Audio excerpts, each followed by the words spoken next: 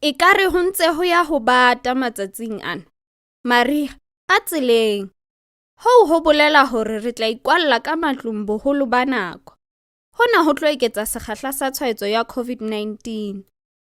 E reng ke arolelane le lona mantswe a mararo ao re lokelang ho a hopola ho re thusa ho itshireletsa le batho ba bang nakong ena. Sebaka, sefahleho, matsoho. Ha re qaleng ka sebaka. Kokwanahloko ya corona e tshwaetsana ka marothodi a manyenyane a tswang ka nkong le ka hanong. Ebang re sielana sebaka se ka tlase ho dimithara tse 2, re monyetleng wa ho tshwaetsana kokwanahloko ka marothodi ana.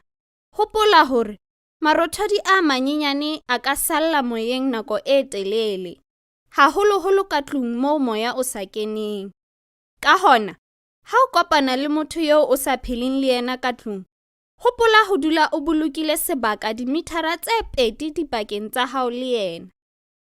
Hape, hopola hore menyetla ya ho tshwaetsana kokwanahloko e a fokotseha ha re le kantle hobane moya o teng.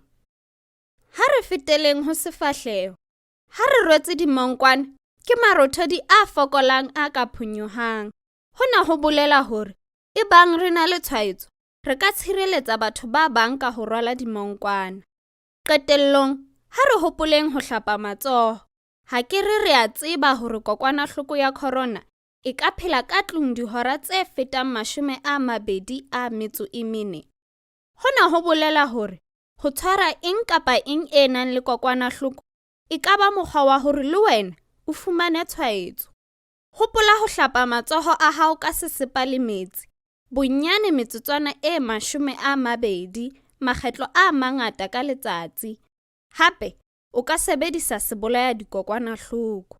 Ka hona metswalle ya ka, ha re hopoleng dintho tsena tse 3.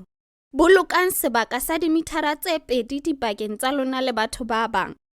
Rwalang dimonkwana tsa lona nako yohle ha le kopana le batho ba bang. Hape, le seke la lebala ho hlapa matsoho kgafetsa. Dulang le bolokehile mariheng ana.